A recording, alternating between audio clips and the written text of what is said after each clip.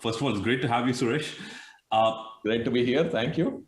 Yeah, and Suresh, I've known you for 15 to 16 years now, and it's just been great to see. It's been very inspirational to see your career, and I actually have always been curious to even go back to your days before Amazon, because we've not talked much about it. If you could talk a little bit about your upbringing, are there some early stories, memorable ones that really shaped you? We would love to start there. Well, I'll be happy to talk about my reminisce about my growing up, Guru. But it's really good to be with you over here. Yeah, we have known each other since kind of early days at Amazon, and likewise, I have really enjoyed watching your career grow, and really congratulations on all the great stuff that you have done. See, I grew up in Bangalore, which is in the south of India, like you know. And I grew up in what you can describe as a traditional middle-class family. My parents were not very wealthy, but they influenced pretty much every single thing that I grew up to value, and they molded pretty much what I am today. I remember my dad always used to say, Suresh, it doesn't matter what you do, be a good person. And that kind of stuck. The other thing that both of my mom and my dad used to say was, look, Suresh, we can't leave you a big inheritance, but what we can do is we can give you a good education.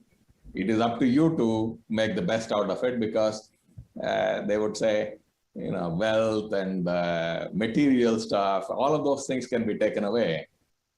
But what you learn is going to stay with you forever. So these are some of the things that kind of influenced every single thing that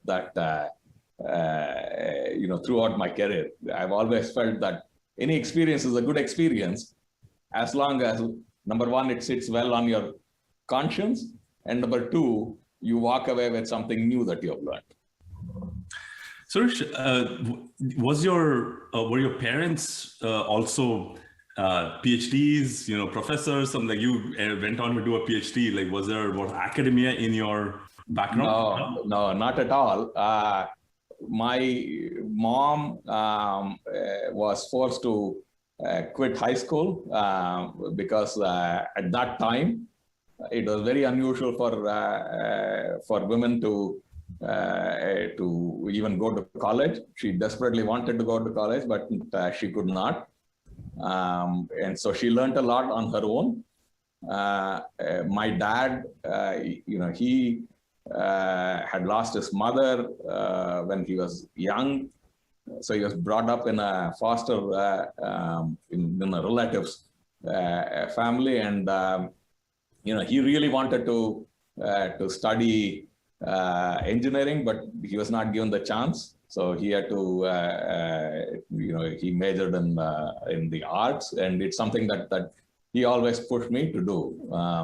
So I was the first person in the household to actually go get a PhD. That's very interesting, and also looks like a strong focus on education, as many of us who grew up in India had. And right. Are there things, when you look back, Suresh, in terms of technology that had a deep impact? Looks like you chose a career, even though it was very interesting to see that your engineering from IIT was from aerospace. Still, you made your way into technology. Why that route? Was there any early experiences that shaped your thinking in terms of getting into engineering and technology? Yeah. Look, when I was growing up, and I'm sure that there will be a lot of people who may be able to relate to it, the number of choices in terms of career and good education, they were fairly limited. You could become an engineer, you could become a doctor, or you could go into civil service and stuff like that. I was always fascinated with math, more applied math. So I naturally gravitated towards engineering. And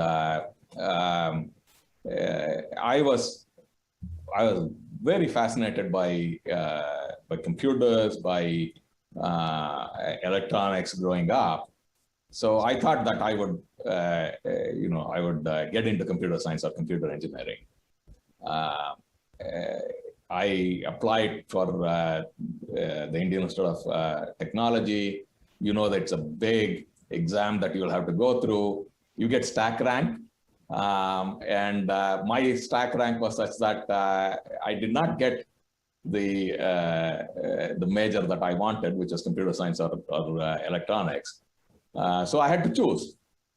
So I looked at all the other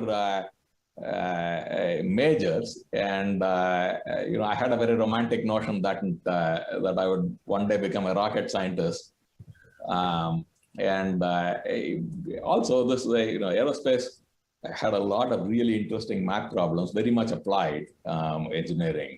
And I also knew that I could definitely make use of my love for computers and computing systems.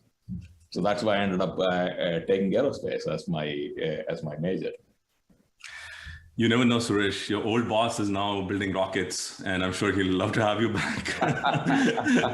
Maybe you tie those things together, but I'm sure things are exciting at Walmart. And what? How did you make your way into Cornell? And was that the beginning of your professional career here in the U.S.? No, it was Princeton, and I came to Princeton to do my PhD. So after I graduated. Again, look, life kind of takes you into unexpected areas that you really did not know while you're growing up, right? So I went to IIT Madras, did my bachelor's in aerospace, and quickly realized that even if I wanted to become a rocket scientist and maybe join the Indian, space research organization, I had to have an advanced degree. And the best place to get an advanced degree at that time, and it still is, was to come to the US and get yourself an advanced degree over here. So I came to Princeton. I joined the mechanical and aerospace engineering department over at Princeton. But then timing was such that, this was the late 80s. The aerospace industry had gone through a lot of changes.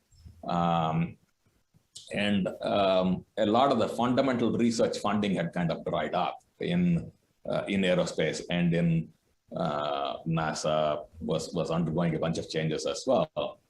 And so when I was actually looking for research projects to do, I found out that being an aerospace engineer trying to do a PhD at that time was very difficult. So I started looking around for other cool things to base my PhD on. Found out that micro electromechanical systems, MEMS as they were called, this is where you end up creating really tiny mechanical devices on silicon using traditional technology that's used to create microchips. That thing was coming up. Now, that particular technology did not evolve exactly the same way we thought that it would evolve at that time, but it was a very exciting new area. One where you had to apply fundamental physics to be able to really predict the dynamics of these kinds of really tiny devices and come up with new ways to be able to control them. So I kind of gravitated towards that, and finally I graduated with a PhD in mechanical engineering, very adjacent to some of the work that I had been exposed to at IIT Madras, but it was no longer aerospace. It was mostly in control systems and dynamics, an adjacent space, if you would. That's very interesting, Suresh. Actually, looking at that and getting to know about how you got into your interest into MEMS and jumping from aerospace into MEMS and then to technology, looks like one common theme in all of this, and knowing you as well, you have always been sort of able to predict the what's coming, what's the next wave looks like, and you're catching that wave. If I may, that seems to be like a trend. Is there something, like, I still want to go back to your early days. Is there something that like you read or you went through that really helped you get that skill in terms of being able to understand the leading indicators and say, okay, this is coming up, this is the next big thing, and maybe we should, whether it's career decisions or whether it's decisions for, say, the world's largest employer now, right? So trying to get into that. I don't know about my ability to predict the future, but one thing that I do, which I think has helped me quite a bit, is that, again, it goes back to learning. Right. So whether it's formal education or whether it is just reading up on stuff, I'm just naturally curious, and I just love to imbibe all kinds of stuff. Right. So whether it is just, I might get some article forwarded to me nowadays on WhatsApp or by email, it might lead to some Wikipedia link. Of course, when I was growing up, none of those things were there, but somebody would refer a book to me. And I would go to the local library, pick up that book, read it, maybe buy it, and that would lead to something else. So more than trying to predict what is coming, it was much more about trying to absorb all the new things that were going on in the world. Technology being one of them. Obviously, technology changes quite a bit. But I was generally interested in all kinds of stuff that is happening, current events to all kinds of stuff, and that naturally led me to different areas. And are there books in your career that you've read that really shaped or influenced you? Early, in early stages, a lot of the books that I used to read were all science fiction novels. I was a traditional geek. I used to gorge on Isaac Asimov. I read the Dune series more than once, and I would read all kinds of really obscure science fiction novels as well. And I read a lot of non-fiction as well, whether it is Stephen Hawking's Brief History of Time, these types of stuff. I would love to, just go ahead and go to the library, pick a bunch of books, come home, and that would be the way I would pass my time. That's great. Let's fast forward into your days post Princeton. You decided to start your career in research, if I'm not mistaken. Can you talk a little bit about that? Yeah, well, that was also not necessarily what I originally thought that I would do. And you would see this as kind of a repeating pattern. When I came to, originally I thought, okay, I'm going to be a rocket scientist and go back to the Indian Space Research Agency. I came to Princeton. I was exposed to a brand new world that opened up my eyes. At that time, I thought, wow, a lot of the people that I admired were the professors who I interacted with. So I thought, oh, maybe I should take up a career in the academia. So I started preparing myself for that. And again, it turns out that the timing was not very good because most of the university funding was drying up. And because I was, I had I was doing my PhD in MEMS, IBM was very interested in this particular area. And I got an opportunity to do an internship over there. And this is one of the things that I even keep telling my daughters as well. Internships are really, really good opportunities for you to get exposed to brand new things. And that may end up influencing a lot of what you do in the future. And it's also a great opportunity, by the way, for the companies who to get to know you as well. So I did my internship at IBM Research. This was on robotics. And when I graduated, my first preference of being joining as a faculty member in the university didn't pan out. But IBM said, hey, we would like you to come work at IBM Research. So I jumped at that chance. I went there. I did a lot of work actually on storage systems. Small 2.5-inch hard disks were just becoming viable for to be put on laptop computers, but they were very fragile. So with a mechanical engineering and a control systems background, that turned out to be a perfect area to do research on. Did a bunch of work on predicting failure modes of these devices and then coming up with designs to make them better and more robust. So that was my initial start of the career. But you can see that most of that time, it was really, even though I was working on these kinds of domains, what I really was doing was I was building a lot of computer programs to be able to simulate them, to be able to predict the dynamics of it, to be able to write, to be able to design new features into them. And so it was primarily applied computer science, if you would. That makes sense. And Suresh, I'll link your experience from IBM, as I heard from you, to Amazon with a small story. I actually joined IBM Research to do an internship and I was working on machine learning algorithms to improve the efficiency of some of these algorithms. Oh, that's fantastic. And I actually realized, and Suresh, I realized that this was exactly the thing that I did not want to do. Right? So what you said resonated with me a lot, which is, well, that worked out great for you and you ended up joining IBM Research and doubling down on it. For me, it was like, no, I need to go see the practical applications of machine learning. So that's why I joined you in Amazon. No, that is fantastic. I mean, it happens all the time, right? Many of the interns that I have hired over the years, they fall into both categories. They either love what they do and then they build on it, or they say, yeah, you know what, this is actually not for me. In fact, my daughters, one of the internships that they did really influenced them not to do the work that they set out to do. So these are great opportunities.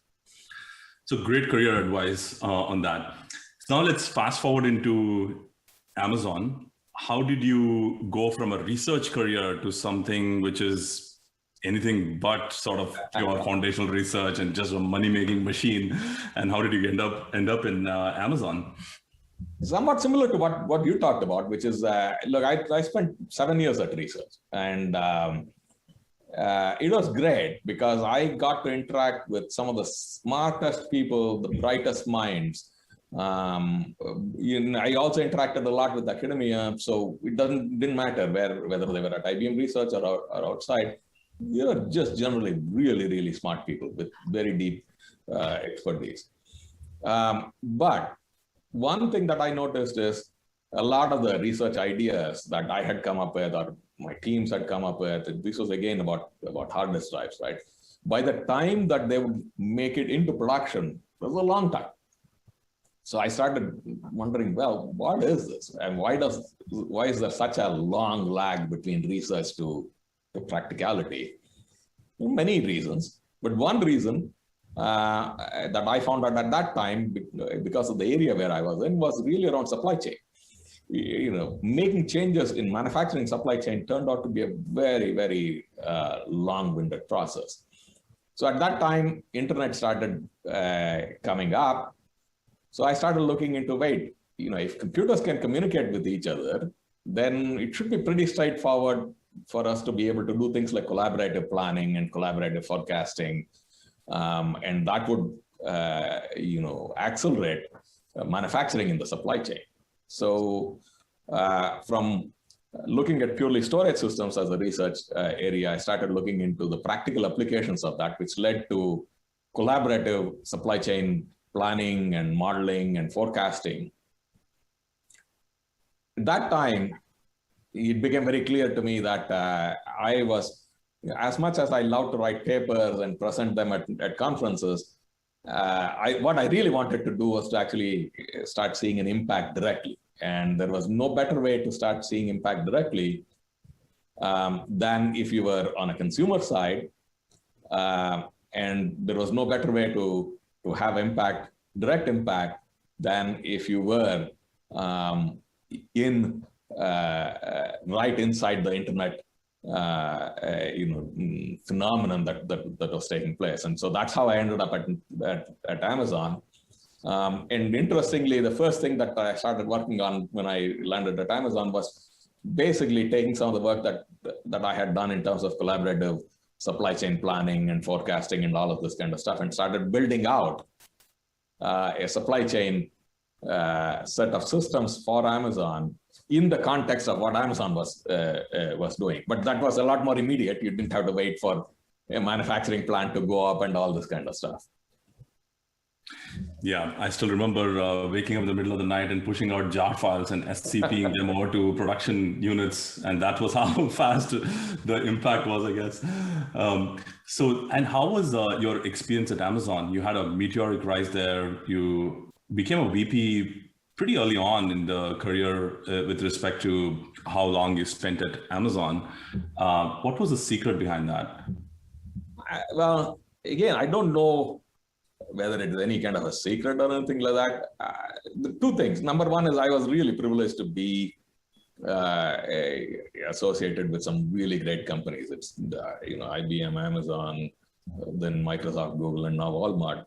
A lot of that is just the environment that I found myself in. I stayed at Amazon for 15 years, by the way, right? So it was a long time. At Amazon, my main focus, which is the same focus that I have over here, the same focus that I had at Microsoft or Google, I want to make sure that I can do the best thing that has the impact to the end customer, right? So I would primarily only focus on making sure that, hey, whatever we do, let us make sure that it adds value to the end customer. That's all I focused on. Amazon was growing quite rapidly during those years. The number of opportunities far exceeded the capability of the entire company to actually go after those opportunities. So as long as you work on things that truly matter to the end customer, it became very straightforward to have a huge impact. And when you have a huge impact, then naturally people want to add more responsibilities. Hey, maybe you can have more impact in these other areas, and so on and so forth. And it kind of just builds itself. So is it fair to say that given Jeff Bezos and the management team was really singing the tune and started the tune of customer obsession, and you really doubled down on that, it felt authentic to you, and that was a great match then? It was a great match, not just because it was what the management was focused on. Remember, the main reason why I left IBM Research was to have a direct impact. And there was no better way to have a direct impact than to really see what the end user, what the customer was really caring about. So irrespective of what what the management of the company had as its values, my own core set of beliefs was work on something where you can see what the direct impact was. So that was a very important piece. The other important part was, of course, surround yourself with great people who also think the same way, right? I'm sure you remember, Guru, when we started out, small teams, but all singularly focused on ultimately adding great value to the end customer. Totally. Building on that, with customer focus being one of the core values, are there other things in terms of leadership skills or leadership lessons that you took away from your early part of the career and that you are continue to apply in your daily lives today? Yeah, absolutely. Look, whether it's not just early part of my career, first of all, right? So every place where I go, where I find myself, again, it is this fundamental belief that all experiences are great experiences if it sits well with your conscience, and you can take away something, you can learn something from it, right? So IBM, one of the things that struck me the most, and the thing that I took away from my experience at IBM, apart from all the research work and all the stuff, is, the importance of surrounding yourself with really bright people with very diverse experiences, right? So at IBM Research, there were people who had very, very deep knowledge about material science. In fact, there was a guy who used to sit right next to my office who was an expert in all things material science. And then the office 2 doors from me was a deep theoretical mathematician. And we used to have all kinds of really interesting conversations. And it would lead to some very, very fruitful endeavors later on. So the people that you surround yourself with in terms of, bright people, smart and passionate, that's very important. That was one of the things that struck me early on. We talked about the importance of customer and making sure that what you are building actually has got value to the end customer. When I went to Microsoft, by the way, one of the things that struck me a lot, and something that I value a lot now, is empathy. Satya used to, and still does, he emphasizes a lot about empathy. So it's not just enough to be, let's say, customer obsessed or any of these things. You need to have empathy for, for your peers, for the people that you work with, you need to have empathy in order to be able to deliver great products for your end users. So this is where things like accessibility, all of these kinds of things start coming up. Satya speaks from his own personal experience. That felt very authentic and that felt very true to me. So empathy is something that I have incorporated in my own, in my own dealings as well. So like this, every experience kind of builds on itself, and it gives you another facet that you can add to, to your quiver of experiences, if you will. You talked about surrounding yourself with great people and passionate people. Are there some interview hacks that you've picked up over the years when somebody comes in for the final interview with you? What does that look like? It has evolved a lot, right? So when I was first building out the teams, I used to focus a lot on ability to deliver. Now I focus as much on how people are delivering, because look, the higher up you grow in your career, the less hands-on by definition you have to be, which means that you have to rely on somebody else to actually do the work. At the end of the day, most of us primarily are overhead, and the right way to make sure that overhead actually adds value is to make sure that we set a good vision, we have a set of strategies, guiding principles, roadmap, a good process, all of these kinds of stuff. So nowadays, when I look for different things in people, I look as much about what they've accomplished as how they have accomplished it, right? So a lot of my probing and my trying to understand a person is really around, are they able to learn from the past? Are they able to absorb lessons well and be able to adapt themselves? And do they grow? Or are they a fixed mindset? Are they kind of closed off? You may be able to accomplish a lot of stuff, but then, your boundaries are going to get fixed if you don't continuously adapt and improve and keep building on your experiences. And that's what I start looking for nowadays. And then, Suresh, with that, brings me to your next leg in the journey in terms of after Amazon, which is Microsoft, and which you talked about briefly. Any stories to share from Microsoft, and also curious why you jumped from Microsoft and got you to Google? Well, look, first of all, I had spent 15 years at Amazon, and again, another thing that I would encourage everybody to do, after 15 years, I felt that I was not stretching myself and I was not growing. I could have been very comfortable, but that didn't sit very well with me.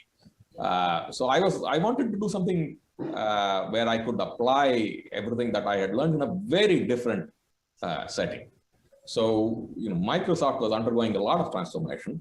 So when I spoke to Satya, it became very clear that, here was a very successful company that was reinventing itself. And that was very appealing to me. And so I said, okay, let us see whether I can take all of the skills and how much of that is transferable. Well, they were growing cloud, and cloud meant infrastructure meant supply chain. So, but very different supply chain. So how do we put into effect a set of processes, a set of systems that can grow cloud infrastructure? So that's why I went to Microsoft, to be able to build that one out and to be able to help transform the company in the process of doing that. Like I said, I think I learned a lot of stuff over there, primarily around empathy.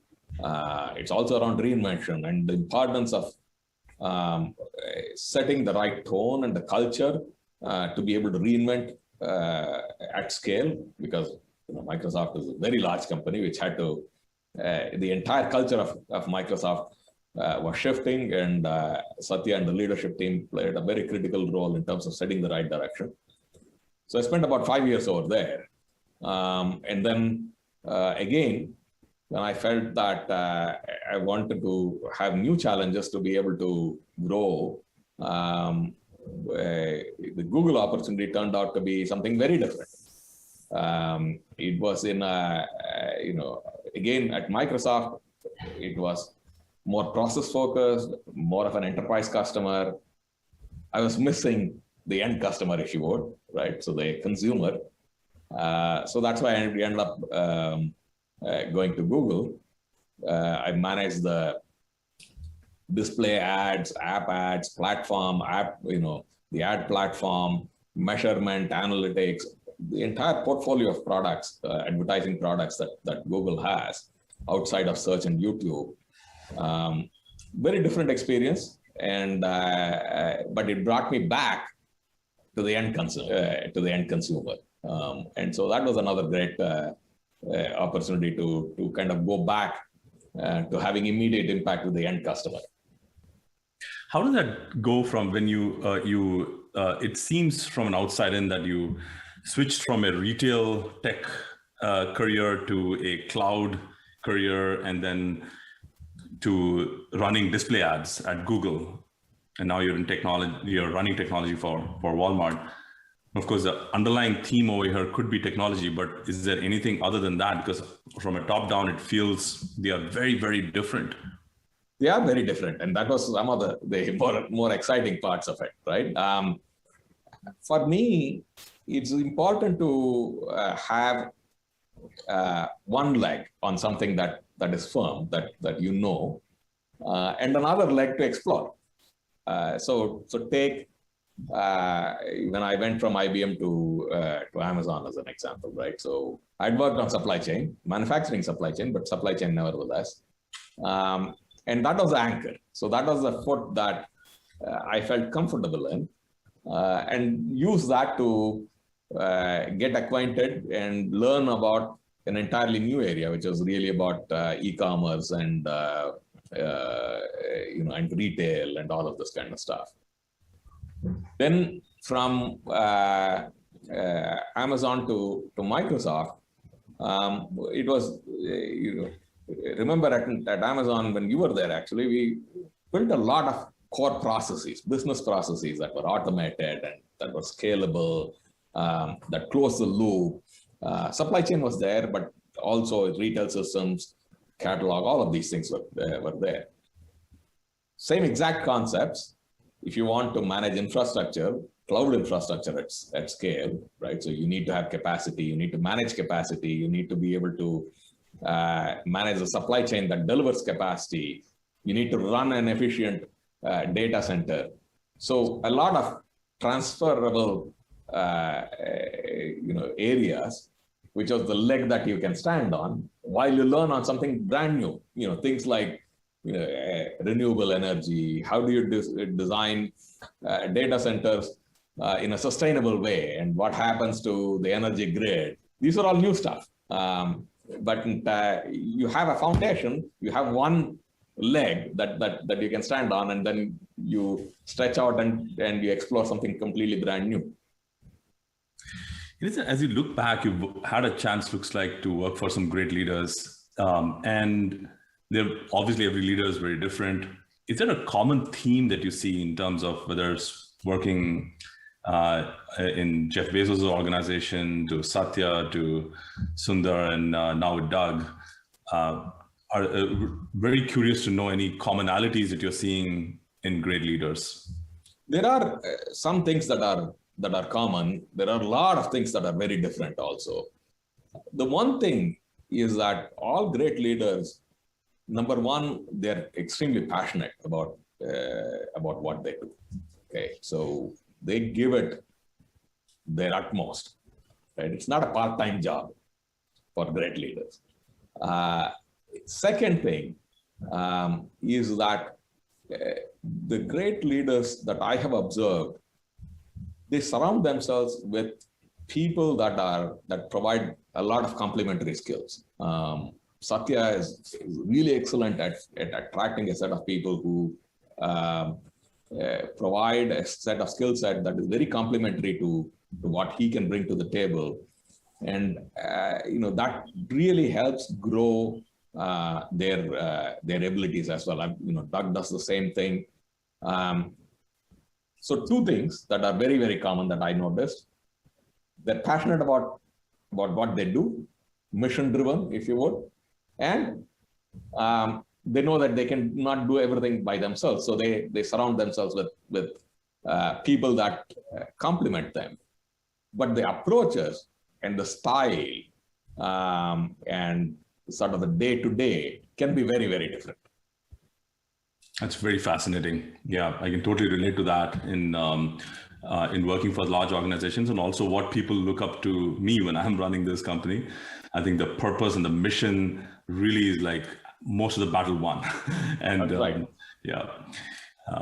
So now, in coming into your career and your leadership at Walmart, I'm again very interested in knowing about what excited you the most in this opportunity. And also, you talk about your role being CDO and CTO. Could you help us understand what are the differences or commonalities in those? Yeah, absolutely. So look, in terms of what excited, what brought me to Walmart or what I'm excited about, it's very straightforward, right? It's the opportunity to essentially reinvent retail. So if you take a step back, Guru, you were at Amazon long time back when I was there. But if I were to step back even further back, Walmart really was the original disruptor as far as retail was concerned, with its super centers, EDLC, EDLP. It ended up disrupting retail and provided quality merchandise to the rural and the semi-rural population at very, very reasonable prices. So in fact, that is part of the mission itself, right? So save people money and help them lead better lives. So that was very disruptive at that time. So consider that as innings number one of retail. Innings number two was e-commerce. What Amazon did and what other companies, including Walmart, have been able to do is, again, very disruptive in the sense that customers can have access to vast amounts of selection, and at their fingertips. You wait a little bit longer, and it gets delivered to your doorstep. Both of these were enabled by technology. Walmart disrupted retail originally by leveraging mainframes to optimize supply chain, by using satellites to link the home office with stores, That was a cutting edge technology at that time. And when e-commerce took off, it really took off on the back of broadband. Okay, so I don't know whether you're old enough, but I'm really old enough to remember when I used to have a dial-up access, and the modem would go beep beep beep beep, and then my wife would say, "Get off the computer because I want to be on a phone call." Right? All of that changed with broadband, always on, instant access. That enabled e-commerce. Now 20 years has passed. When we started, or when I started at Amazon, there was no Google, there were no maps, there were no Uber, there was no gig economy, there was no handheld devices. Now, the iPhones and the Android phones that we carry around are so much more powerful than anything else that we could have even access to a desktop. All of technology has changed, ML, AI, voice, all kinds of stuff. That is going to have disruptive, and we are already seeing it is having a disruptive impact on retail. So we are in the third innings, or we have started the third innings, accelerated by the pandemic, which of course I did not know when I was joining, but I knew that the third innings has started. So how do we, and Walmart has all the great assets, right? The stores, the consumers. So an opportunity to be at the world's #1 retailer, to be able to reinvent retail all over again, to be able to combine online and offline in innovative ways, and to be able to again deliver value to the customer. That's something that I could not pass up, right? So that's why I'm out here, right? So in fact, I thought when I was at Google, it was a short stint. So I really thought that I would stay there for a much longer period of time. So when the Walmart opportunity came up, I could not pass up. So, and here at Walmart, I'm responsible for all of technology. So two facets to it. One facet is sort of, technical advances to be able to deliver the greatest and the best customer experience. So you can think of that as sort of the CTO piece of it. The other facet is really around internal tools and technology and systems to digitally transform everything that Walmart does. Think of that as the CDO piece of it. So you need to do both in order to be able to really, truly disrupt retail.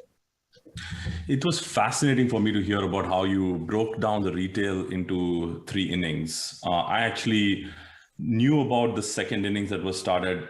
Also realized and had read a lot about how Walmart had disrupted the old age Sears and the multi-brand retail at that time with low prices and better products and stuff. But it was very fascinating to hear how you put that even the first innings was underpinned by technology. And that I had never heard. Yeah. Actually, Guru, if you take it, it's not just retail, by the way. Any lasting disruption, you go back and you will see that technology is at the heart of any disruption that has a lasting impact. Now, of course, you can say that macroeconomic stuff or a war or political upheaval, these things can have big disruptions in people's lives. But the most interesting ones, and the ones that I feel are the ones that are really changing us for the better for the most part, are all driven by technology. Microsoft, you can see, right? So from mainframe to desktop, and now, desktop to mobile, which you can argue whether Microsoft was successful or not, but then now cloud. So any of these things, transportation, same thing, right? So disruptive changes, you go back even all the way to the Industrial Revolution, technology is at the heart of nonlinear changes. And we are seeing nonlinear changes occur in every area. Retail just happens to be one of those where you can clearly see phase 1, phase 2, phase 3 type of stuff. That's very fascinating. Actually, I was going to click on that phase 3 or the third innings, which is when you're going through the second innings, for instance, it took a while for the world to realize that Amazon or e-commerce was going to be a force. Being inside of Amazon, we could see the future, but it wasn't outside, it wasn't mainstream until like say even 2011, 2012, when actually people started really noticing it and it started getting escape velocity. Correct. So it took about 10, 15 years to get that escape velocity. And many people did not realize who were outside of it. Now, what you're saying is very fascinating, that we're already in the third innings and we are living and going through the third innings. And many of us from outside may not realize that we are going through it. Can you talk a little bit about that and demystify it? Saying, what is the third innings? Are you talking about AI-driven disruption? What is the technology core in this? And what does the world look like when we look back at say in 2035 or 2030? Yeah. Again, I'm not a good predictor of the future, so I don't know what it is going to look like 2030 or whatever. But you can look at it from two phases. One, from the consumer side of things, right? What has been very clear is that the fundamentals of what the consumer wants is great, quality merchandise, great value. They value convenience a lot. Time is a currency that nobody has enough of. And what the pandemic has taught us is that they also value safety a lot. Safety and trust is very important. So the retail innings of the future is going to be shaped by these four. How exactly is going to be influenced by the technology changes. Okay. So whether it is voice, you can see this happening again and again, right? So voice and AI put together is a very powerful combination where, so another way of thinking about it is that if you can say that mainframes enabled scale, that scale in the supply chain was possible with a limited SKU set and with a limited selection. E-commerce, by the time e-commerce came, we had distributed systems, and distributed systems enabled scale with a much larger assortment and be able to deliver that assortment at reasonable time frames, right? Third innings around AI and ML fronted by voice means that number one, from the consumer perspective, the interactions can be a lot more natural, but even more important, the power of ML and AI can take personalization to a level where this vast selection of merchandise that is available for the end consumer can be personalized into something that you, Guru, want, right? So I know that in my house, right, half of us drink lactose-free milk, and the other half, and there is, one of my daughters likes only oat milk, and then we, everybody else wants regular milk. With ML and AI, the systems can know that, right? So you get to a place where, from a customer perspective, it is predictive and it is done in a non-creepy way where the system knows enough about me to be able to serve me well. So that is what from one side. And the other side, of the power of ML and AI and AR and VR and voice and vision and stuff like that, is that it can blur the distinctions between what used to be very, very hard distinctions, right? So even in supply chain, even a few years ago at Walmart, the online supply chain was different from the store supply chain, which we have merged together. Merging means increased complexity. And how do you deal with increased complexity? ML, AI, all the advances in computing simplify that to a manageable level. That's what is going to characterize the next decade or several years. The end result, I think, is going to be much better for the consumer. Exactly how? We are all in the process of inventing that. Then how do you balance that? Like, looks like you have to experiment, the world has to experiment to get to the right answer. you have a really large business to run, technology stack to run. How do you balance keeping the lights on, investing in the core versus not missing the bus and making sure you're doing the right experiments, you have the right bets in place for some of these things that you're talking about? Right. No, you're absolutely right. Look, you cannot have perfect knowledge about the future by definition, which means that you have to try out stuff and you have to be able to quickly learn and to be able to adjust. So I keep talking to my teams about not just the importance of experimentation and trying things out, but doing it in a controlled way. Right? It's all about balancing risk. If you do nothing, if you stay the current course, you're taking on significant amount of risk because the world is changing. If on the other hand, if you throw everything out and you do something completely new, you're taking a significant amount of risk because you do not know and you've just dumped all the stuff that you've learned. So absolutely balance is very important. How you do it, really in my mind, it is about the level of control and the set of principles that you adopt. I talk to my teams a lot about blast radius and reversibility. So it's okay to try out a lot of new stuff.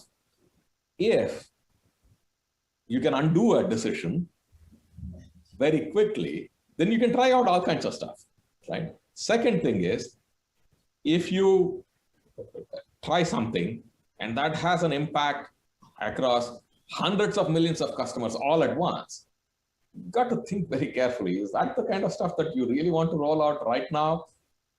Always try to do it in small increments, where you can learn, where you can test, where you can adapt. And then once you know that something works, then roll it out as quickly as possible, because time again is of importance. So the balance typically comes from being able to chunk it down into small pieces, and the small pieces limit the exposure. So you have a test bed to be able to learn and design your changes in such a way that you know that if things are not going the right way, you're able to undo it and you're able to go a different way. That's very fascinating, Suresh. One of the early lessons that I've kept with myself is the type 1 and type 2 decision making. That's and right. How you can reduce the number of type 1s you make and break down the type 1s into a bunch of type 2s. That's right. So that you're able to, as you said, reduce the blast radius or limit the blast radius, and in a good or bad way, so that you're able to make localized and faster decisions in that. Now, Suresh, would love to just talk about some lessons. And this is trite of a question, but I love asking this. And maybe it could be asked in a way on how what advice you're giving to your daughter. But what advice would you give to yourself, say, when you're just starting your career? Let's say when you're entering the workforce in Amazon, perhaps. What's knowing what you know now? What would your advice be to that, Suresh? I don't know whether it will be back to that, Suresh, or not, by the way. I'll talk a little bit about that later on, if we have got time. No regrets. That's the most important thing, okay? So, because you make your decisions on the best information that you have at that time. The advice that I give to youngsters, to my daughter and to people who are just entering the workforce or even in mid-career, to be open. Look, when I started out, I thought that I was going to be a rocket scientist, and I ended up in Walmart. Do I regret it? Absolutely not. It has been a very enriching experience for me. Life gives you an opportunity to learn something new at every stage. And as long as you seize the opportunity to learn, you grow. There are only two things in this world: things that are growing or things that are dead. So, if you're going to be alive, then you need to grow, and you need to grow your mind as well. And the only way in which you can grow is if you're open and you stretch yourself. So, two conditions are required, right? First condition is that you need to be open to growth. growth is always a little bit painful. And that it means that you have got to be a little bit uncomfortable and you got to stretch yourself. That's that is the constant. That's well said. No pain, no gain, as they say. So, Suresh, last set of questions, and this is going to be in a rapid fire format. Tell us what comes to your mind, and keep it as short or long as you want. Starting with what are you most excited about in the next 12 months? Well, one is I'm really excited about how we are coming out of the pandemic and what that is going to mean for all of us. I'm excited to actually start seeing people again face to face. But I'm also excited to see how things have changed in a disruptive, non-linear way, going into the pandemic, coming out of the pandemic. That's very good. And what are when you look back at your career, what is one of the nicest things that somebody's done for you? Oh, man. There are so many of those things. Primarily, what people have done for me in my career is that they have taken a bet on me. Whether it is giving me opportunities to do something new that I had not done before, trusting in me, giving me a break. There are so many of these things. In fact, you can actually see every time when I change my careers, somebody was taking a bet on me, right? If they are taking a bet, they are putting their trust on me, which means that I have to, do something where I can build on their trust. And you've made it work for them. When you think about some of the best teammates that you've worked with or worked for, or who have worked for you, who comes to your mind? And more importantly, what made them so memorable for you? Man, lot of people, right? They're all, I've been very privileged. But the times that have made it very memorable are when we are building out something brand new from scratch. The early days at Amazon was one of those. In mid-career within Amazon, we ended up building automation for retail systems. Guru, I think you remember Rick Beatty. He and I basically were very complementary to each other. So the things that make these work relationships very memorable are typically two things.